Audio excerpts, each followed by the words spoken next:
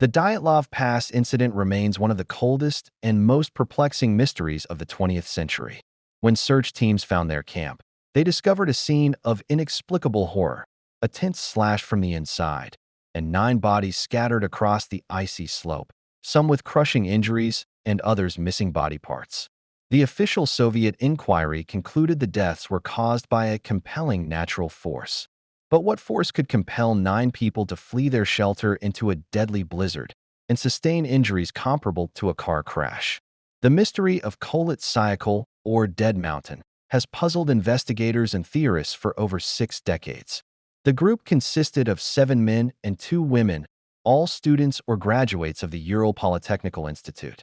They were expert cross-country skiers, trained for this Grade 3 trek, the most difficult classification. Their goal was Mount Otorten. They documented their journey meticulously through journals and photographs. On February 1st, they set up their final camp on the slopes of Kholat Syakhl. The photographs from that day show a typical evening camp setup, preparing dinner and settling in. This was the last time they were known to be alive. On February 12th, they were supposed to send a telegram from the village of Vizai. When the telegram never arrived, a full-scale search was launched, initially by volunteers, then by the Soviet Army and police. On February 26th, searchers found the abandoned tent. It was half covered in snow, but the most chilling detail was the large, deliberate slit cut into the fabric from the inside, indicating the group had left in extreme haste, without their boots or warm clothing.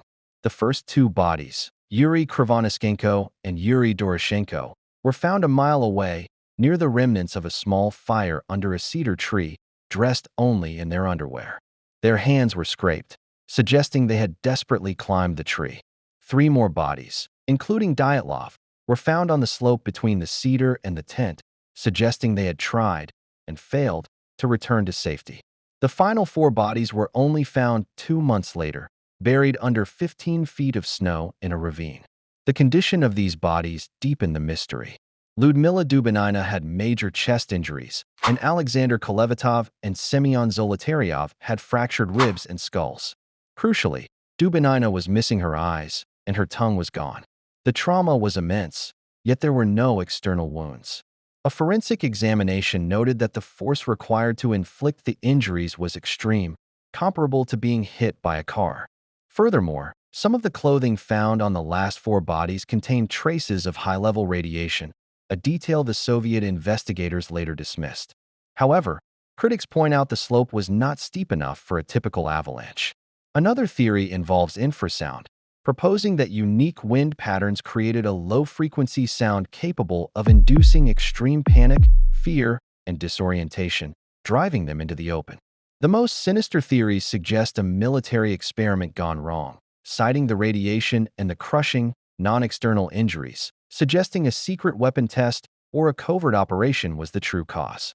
Decades later, despite the official rulings, no single explanation fully accounts for the ripped tent, the bizarre injuries, the extreme cold, the radiation traces, and the sheer terror that drove 9 expert hikers to their doom. The Dyatlov Pass incident remains a dark, frozen riddle, a testament to the powerful, and perhaps alien, forces lurking on Dead Mountain.